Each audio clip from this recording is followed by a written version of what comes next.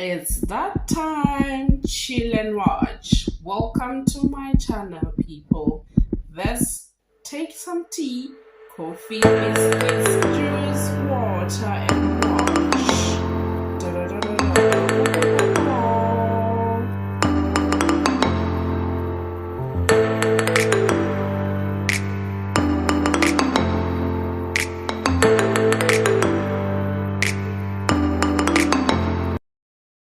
Good morning, good afternoon, and good evening to each one of you watching this video. Thank you very much for clicking on this, and let's get into this business. My name is Mboi Angelina Madid. I'm originally from Lesotho, Liribe, the country in the southern region of the African continent. I am a nurse. I practice adult nursing in the United Kingdom. So today I'm going to share my journey, what I did to eventually start practicing as a nurse in the UK. And I would like to thank people who subscribed. I am at 20 subscribers, yes. So please share the videos, subscribe, click the like button, notification button, so that when I upload a video, you get notified and watch this exciting news.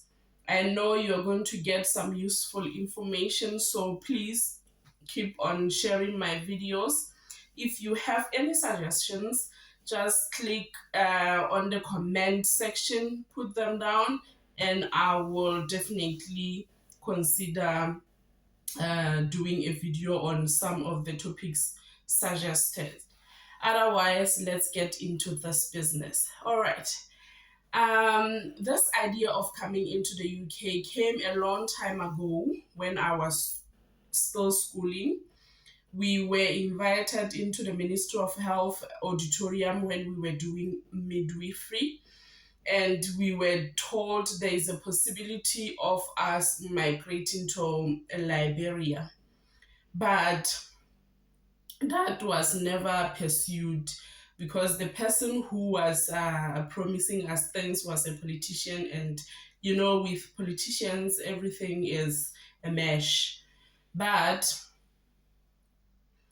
one of the people in my village where I grew up is a nurse, and she migrated to the UK. That's when I said, okay, there's this thing. And they told me that you can go there free, not really, really free, but the employer can pay for you. And I thought it's human trafficking. And then my best friend, her colleague migrated to Northern Ireland. And that's when we said, okay, this is real. Let's do this. We decided to do it together. And in 2021, that's when we started. And it was in the midst of lockdown for every country, including our country. And in 2019, December, I was robbed. They took my wallet, and it had all my identity documents in it. So first thing that I had to do was to apply for a passport. I applied for a passport and I paid 500 for it, and it was out in 7 days. It was really not easy to get a passport because of lockdown. They asked me what I was going to do with the passport because there is lockdown. I told them that because of my profession, other countries are requesting for nurses to go and help. So I want to go to the UK to help in the COVID-19 pandemic. That's how I was granted a passport. And then that's when we started practicing IELTS. Good people, we became antisocials. For those that know me, they know that I am I'm sorry to say, but they know that I am a party person, and weekend is weekend for me. But I was so committed into this journey, so much that my colleagues at work were bothered.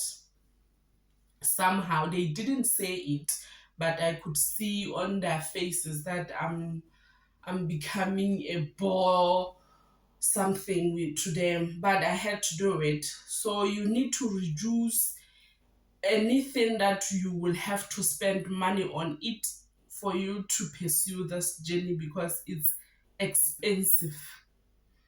So we practice for IELTS. For us to do this, I considered mentorship.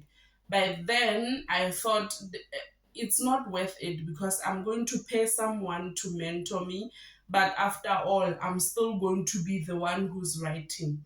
So me and my friend decided to do this on our own. So we did not pay for any mentorship. We did it ourselves. We researched online, downloaded a lot of materials, and then printed those into paper so that we can be able to practice. Because I am not sure if I'm allowed by those people's websites to share them, I won't be able to share them on this video. But for those who want me to share with them the materials that I used or those that we used with my friend, I'm more than happy to share with you through my WhatsApp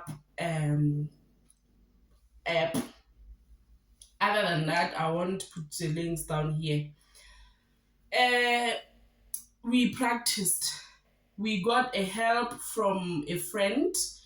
He helped us a lot, and we went for our first sitting in Pretoria, the three of us. It was me, my friend. Her name is Mamotwang Gloria Mabuyani. I think most of you know her. She's my best friend. So we did this together with another friend that is not comfortable for me to share his names. So we went to Pretoria. We booked for IELTS academic, the general IELTS academic, which was 4,800.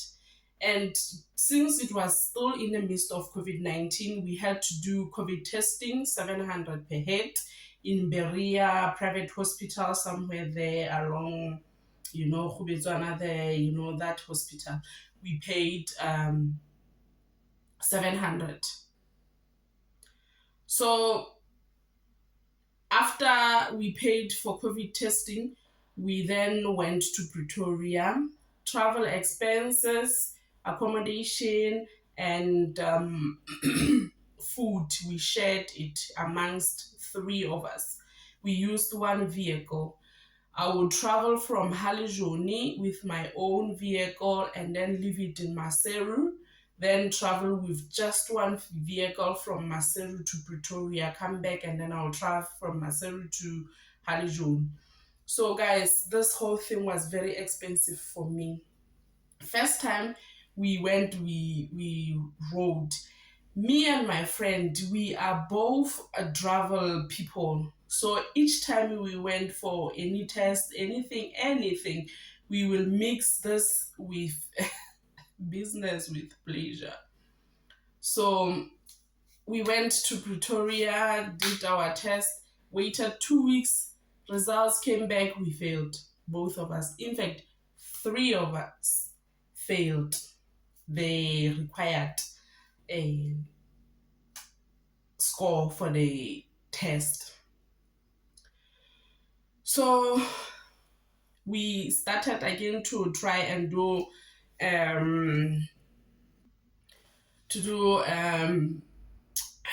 what is this, UKVI IELTS. So UKVI IELTS academic is still the same with the other IELTS academic. As the difference is with UKVI, there are cameras in the room where you are sitting for your exam. Otherwise, even the payment is much more expensive than the general one. So we went for UKVI because we thought it's much easier. And then we failed again. Imagine the money, the time, everything wasted.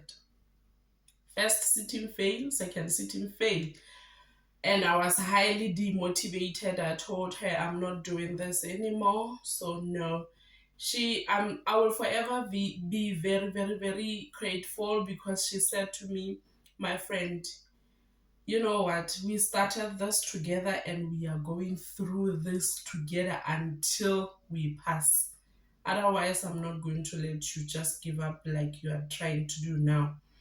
So we switched for the third time to OET.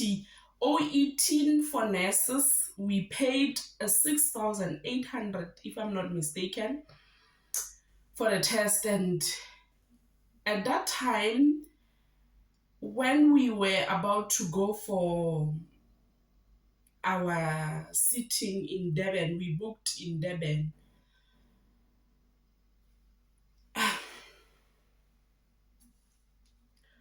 I'm sorry, guys.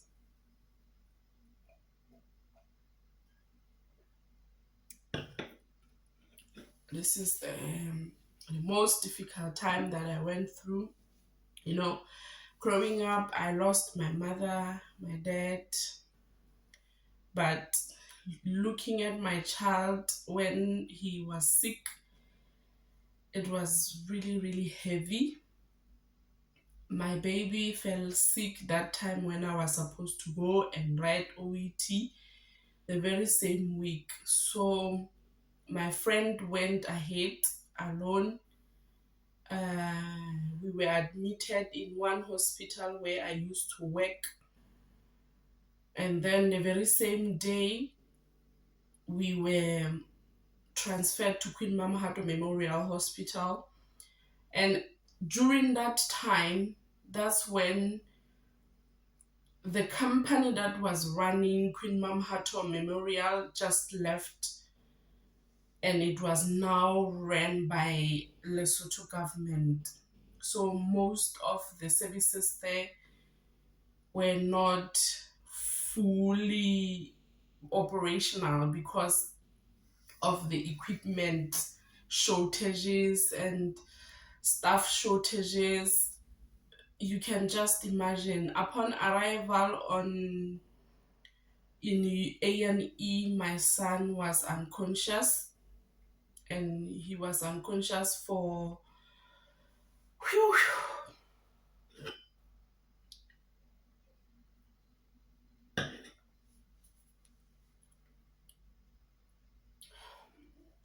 he was unconscious for 7 days.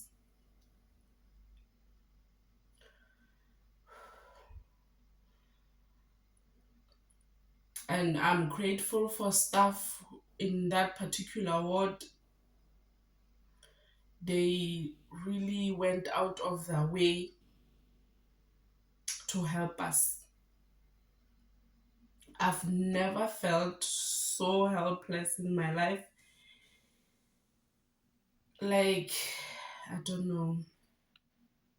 So during that time, I decided to stop everything. I was no longer motivated. I no longer wanted to move. It was really stressful. But my friend passed, and her results motivated me again. My son was fully recovered, and he is still strong even today. So when she came back, she said to me, you know what, my friend, you need to start to pray harder, and I'm not going to go to UK and leave you behind. So let's do this. So we decided then to start again to practice because I had stopped everything. Everything. She was now working in Mafeteng. I was in Halejong. That's it. For us, in fact, for me to fully be able to practice effectively, she will travel from Mafeteng to Halejoni when she was off, and we will be practicing every day for that whole week if she's off duty for a week. And when we are practicing, I mean practicing, I will go to work in the morning, come back, do everything with them until it's about 12 midnight. I'll sleep only 4 or 5 hours and then wake up, go to work. I was staying in a one-room apartment, and that apartment, she and the other friend that we have, they were sleeping in my room, and I would be asking one friend of mine, Ntatua Musola, thank you very much, girl, you helped me so much. I would sleep with Ntatua in her room. Sometimes I'll be ashamed to ask her I was sleeping in my car. So you can just imagine the stress that goes through with preparing to go into the UK. And Halejoni is very, very, very cold. I used to work in Mogotlong, but let me tell you, Mogotlong is cold, yes, but Halejoni is very cold. But I conquered. Then, after I went to Durban and passed my examination first sitting, and then after that, it was now time for me to start registration with the NMC, and I started in December 2021. I started registration and applied for a police clearance. Registration, I paid £140 and they sent a link to NMC. NMC verified my license with them, and in fact, they sent LNC a link, and then LNC verified my registration with them, and then NMC approved my application. So I started application in December 2021. So with NMC, once you open a portal, keep note of your password. That will always be your license documentation. You will not receive a license as a hard copy. It's digital. So keep your credentials safe. Don't forget your passwords. Just keep them safe. So the process with NMC registration is not difficult, but you have a step-by-step guidance along the portal what you need to do next. So now that I have started, I was supposed to do a CBT. The day that I was supposed to go write a CBT test, my friend's car got a problem. It was in Mafeteng. We are in Maseru. We traveled to Mafeteng, dealt with the car, went to Van Rooyen, do COVID tests, and then come back to Maseru. That was 2 p.m. when we crossed the border. My test was at 6 p.m. When it was net 6 o'clock p.m., that's when I entered. And the guy said, "Lady, you are late." I felt like I could hide somewhere in the donga. But he allowed me, and then I passed my CBT December 2021. January, I started looking for a job because now that I passed CBT, I partied like nobody else's business.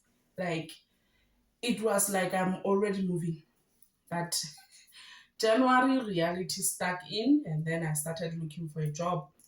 January, February, and then I got an offer in March, and I was offered a job in March. Started visa applications in July 2021, and I migrated to the UK in September, the 22nd of September 2022. That's when I boarded a flight. an international flight, 12 hours to Heathrow Airport. A very exciting experience. But come into the UK, the accent. I felt like I have never spoken English in my entire life. I felt like I have never been tested for English my entire life.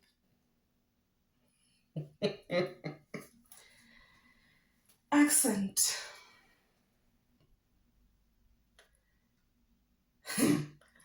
But all in all, I came in, and then my employer provided me with accommodation for 7 months.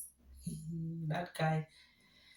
He provided me with accommodation. I was not paying for my accommodation for the whole 7 months. And then during that 7 months, I had to do preparation for my OSCE, and they paid for my training. I went to London for training over a week, and then I went for my first sitting for OSCE. I failed my first attempt.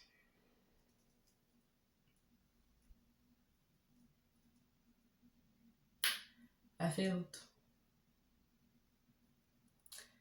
If you know me, I know most of my colleagues are surprised. And because I have never, I consider myself, excuse me, a bright child, but I failed OSCE.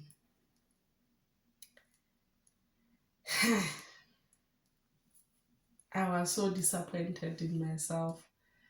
But you know what? Here, they need you to be 100% correct. There is nothing like 90%. No. OSCE, if you are given a procedure to do removal of a catheter and you need to follow the procedure from hand hygiene up until you sign, step by step, you don't miss one. If you miss one, you fail. I failed my first attempt with OSCE, and OSCE you will only get 3 attempts. If you fail all 3 attempts, you go back to your country. And these 3 attempts, you need to complete them within the first 8 months of your arrival in the country. I failed my first attempt. The second attempt, I said to myself, I'm doing this. Guess what? I failed. Removal of catheter. How many times have I removed a catheter in my life, in my professional life? But I failed it. So when you come into the UK, please remove every knowledge that you have from back home. Learn new things. You will pass.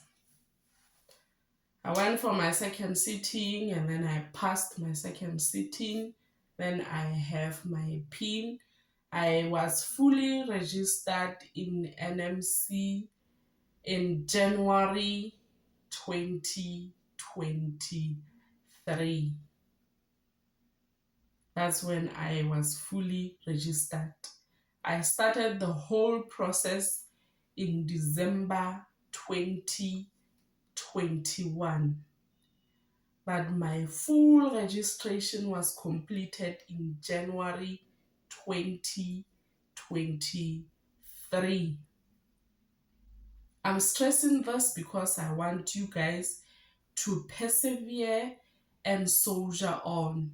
This is not an easy process. Please make sure that when you do this, you push as hard as you can. It was very challenging for me and my friend to do this process because most of the Basotho nurses who are here, do not have YouTube channel. And most of the YouTube channels are Nigerians, Ghanaians, Kenya, and they do not relate much to Lesotho. So if you really want me to help you with the steps to follow, comment, ask your question, and I will answer. I am not a recruitment officer. I don't recruit anyone, but I will answer the questions if I'm able to help you reach your goal.